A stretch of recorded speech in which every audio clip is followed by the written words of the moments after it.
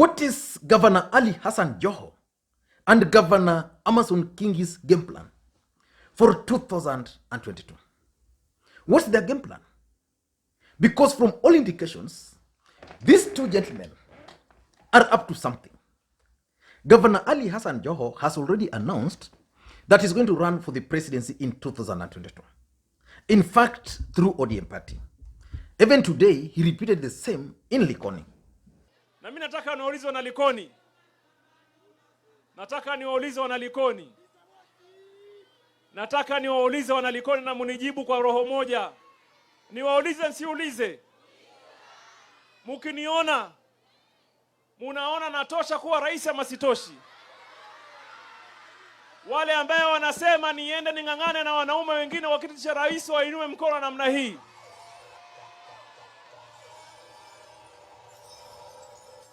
Wale ambao wanasema kama ni noma, kama ni mbaya, urais utakuja Mombasa. Urais utakuja wapi? Mombasa, kwa uwezo wa Mwenyezi Mungu. Mimi nina imani kubwa, my friend. Hawajasikia sana. Wale walioko mbali, namuona Karim Raja na ngeuza kamera huko atakuona vizuri. Wale ambao wanasema nipiganie kiti cha urais katika taifa la Kenya, wainue mkono namna hii. Ngoja. Hebu simameni ndio waone vizuri hawa. Wale ambao wanasema tupiganie kiti cha urais wainue mkono namna hii. And what about Amason Kingi? What is his game plan? Amason Kingi has also expressed his interest for the presidency in 2022. But he has also announced, unlike Joho, that he's going to join an existing coastal-based political party, I think by April or by June. He made that announcement. But what is their game plan? Because these two gentlemen are currently working together. Hassan Joho and Amason Kingi are working on a strategy of consolidating the entire coastal region to speak with one voice. What is their game plan? Yesterday, they were in Taita-Taveta, hosted by the governor for Taita-Taveta, Governor Samboja. Kuwashukuru magavana wenzangu, Governor wa Mombasa Joho, Governor wa Tana River Dhadho Godhana, Governor wa Kilifi Kingi, pamoja na Governor Twaha ambaye ndiye alifanya secondment kwa kunichagua leo kuwa mwenyekiti wa Jumuiya ya Pwani za kaunti zetu kwa kipindi cha miaka miwili.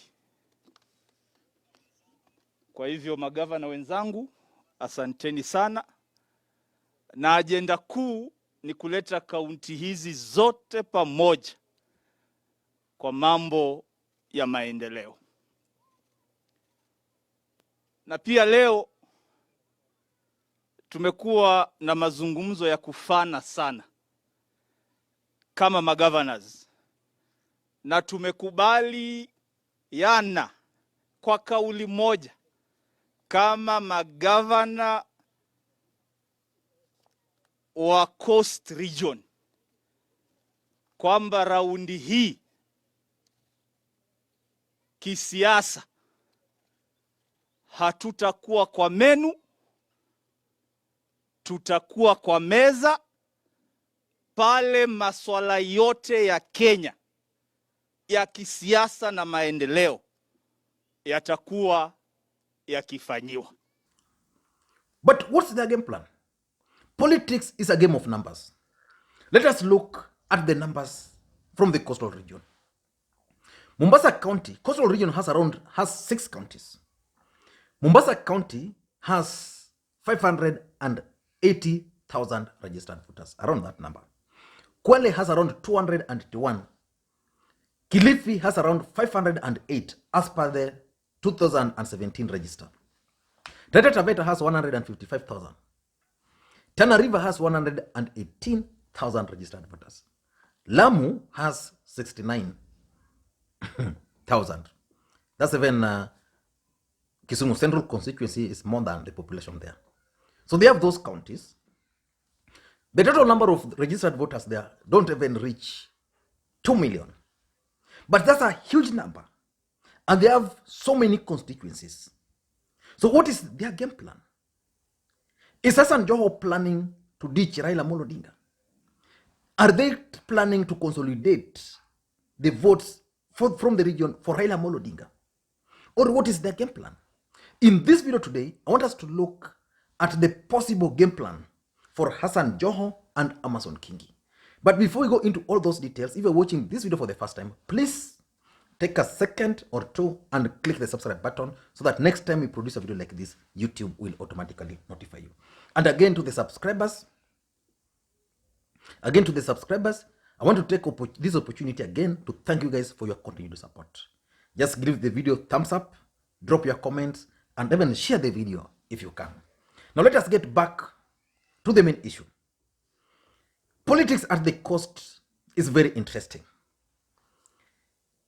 During the Msambweni by-election, Hassan Joho made it a contest between himself and William Ruto.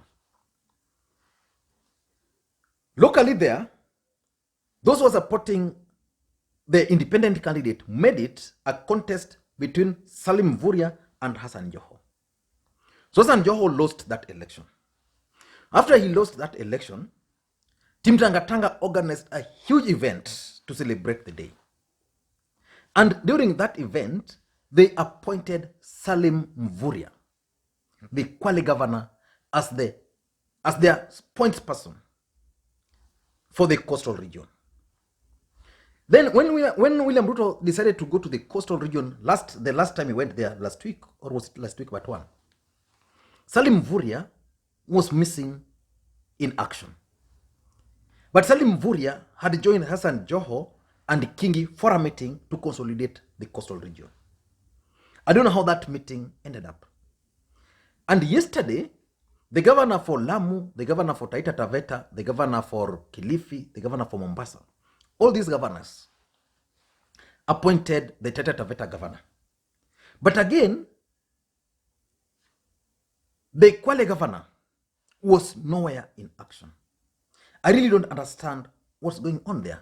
But the fact of the matter is that Hassan Joho, Amason Kingi, the Taita-Taveta governor Samboja, the Tana River governor Major Dhadho, and the Lamu governor, I didn't see his image, are together, which means majority of them are actually joining the journey which was started by Hassan Joho and Amason Kingi. For a long time, most people believed that Amason Kingi and Hassan Joho were actually fighting for supremacy, which was the case anyway, because Amason Kingi believes that is the right guy to take over the leadership from the coastal region, and Hassan Joho has already created a name and a niche for himself. In fact, during the Msambweni by-election, if you noted, Hassan Joho and Kingi never campaigned together. These two gentlemen used to operate like brothers. You would not separate Joho and Kingi. I know at personal level, they are still the same. But politically, they started drifting away. And that's why Aisha Jumuiya was taking advantage. And Aisha Jumuiya and Team Tanga, initially when they left ODM, they started this idea of joining a coast-based political party or forming a political party for the coastal region. So when Amason Kingi and Joho now started coming together and started talking about a coastal-based political party, Team Tanga now then said they are not now boarding. And that's how politics is. And I just want to give that background so that you can understand the politics a bit there. But why do you think Amason Kingi and Hassan Joho are trying to consolidate the coastal region? Why do you think they're doing that? In my considered opinion, 5 reasons. Number 1 is 2022 bargaining power. This country politics is tribal. That's the fact. And if BBI is going to pass the way it's likely to do, then we are going to have Prime Minister, Deputy Prime Minister Billy, we are going to have a Deputy President. So at the top there, we are likely to have 5 people representing regions. So for the coastal region to be considered, they must work together and deliver seats, either through their own way or either through their own political party or through a party of their choice. So if they decide to remain with ODM, then they'll say, okay, as cost, we are bringing this number of constituencies. So if you want to become a prime minister, then you have to talk to us. Give us this. Or you want our support, give us promises as the prime minister first, then you can come to the region. So they want to use this to bargain for 2022. So that's the first thing. Number two, I think it's about alliance building for 2022. It's going to be very difficult in 2022 for a single political party in this country to get the 50 plus 1%. Why? Kalonzo is going to be on the ballot. Raila is going to be on the ballot. William Ruto is going to be on the ballot. Musalia Mudavadi is going to be on the ballot. Let's say even at the coastal region, Joho or Kingi will be on the ballot. As long as we are going to have those 4 strong candidates, there is no way a single individual is going to get 50 plus 1% of the registered voters. Even President Uhuru Kenyatta could not achieve that. They had just to play games. In fact, if you follow the petition, the 2013 one, they had to change the meaning of total votes, valid votes, just to justify. And in the last election, they were like only 8,000. So it's going to be very difficult to make that. So it means most political parties are going to enter into partnership, an alliance. So let's say ODM will now go with the coastal region as part of partners now. So coastal in coast, watasimamisha watu wao huko through their political party, but say support Raila Odinga. Then after that, then they can now figure out what is in for us. So probably it's also for alliance building. Number 3, I also think it could be a strategy to lock out William Samoei Ruto out of the coastal region. William Ruto had started making progress at the coast. He even won in Pwani. When he went to Mombasa for the last event, Kwale and Tana River, the reception was not what he expected. In fact, in Mombasa, he had a rough time. They were heckled, and even some MCAs, instead of mentioning Hassan Omar, they were mentioning the name of Joho, praising Joho in the presence of the Deputy President. So I think these guys figured out that if they just let William Ruto to go the way he was going, then he was going to gain some grounds. So they realized that their division was not working for them. So they came together. And after coming together, now they're telling the people that sisi kama wa Pwani, we want to form, let's say, a political party. Or we want to contest for the presidency. So they'll consolidate all these people. Remember, Hassan Joho, no, not Hassan Joho, remember Aisha Jumwa and Owen Baya. In fact, Owen Baya had actually started popularizing Kadu Asili because it was difficult for them to penetrate the ground using William Ruto's party. So they had started this idea of Kadu Asili. In fact, that explains why Oda is not at the coastal region.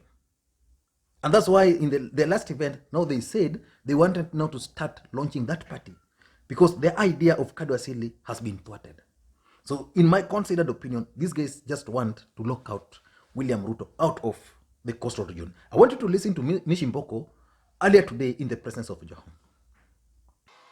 Nataka niende sasa ngazi za juu. Niongee siasa ya kitaifa na niongee siasa sisi kama Wapwani.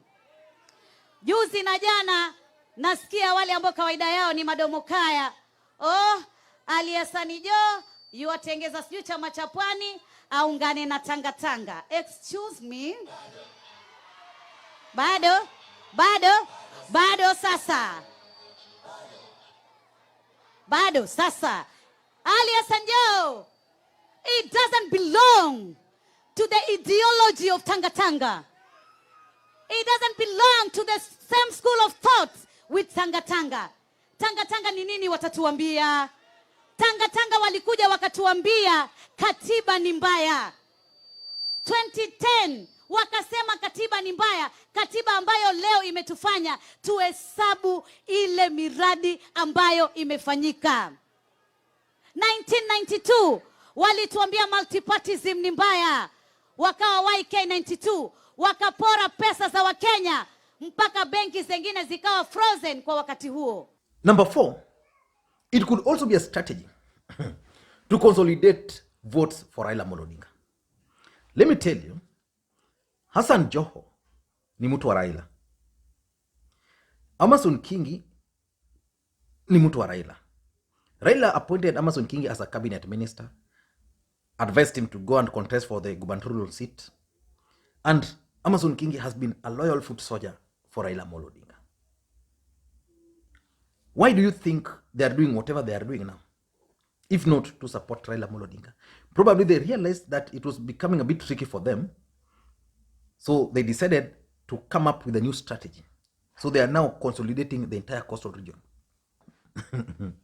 The Taita-Taveta Governor ni mtu wa Raila hivi. Samboja was elected on a wiper ticket, but today is leaning more to ODM, to Raila Odinga. In fact, I'm reliably informed that he's planning to retain his seat, not on a wiper ticket, but on ODM ticket. So these guys might just be consolidating the ground for Raila Odinga. What about the Lamu guy? The Lamu guy ni mtu wa Uhuru. He was elected because of Uhuru Kenyatta, not because of Ruto. Lamu has a high percentage of Kikuyu. There's a good percentage of Kikuyus there. So if you get those Kikuyus, then you add a few of indigenous guys, then you won. So probably these guys are just consolidating the support for Uhuru and Raila. Lastly, it could also be a strategy for them to walk out of Raila's shadow. For you or for them to be on the table, not on the menu, they must walk out of Raila's shadow. So that when Hassan Joho is addressing a national rally, then he's seen as Hassan Joho, sio ule mtu wa Raila. When Kingi is addressing national issues, then it's Amason Kingi, not Raila Odinga. So I think probably they're also trying to walk out of Raila Odinga's shadow. I could be wrong, but those are my thoughts. Thank you guys, and please may you have a good day.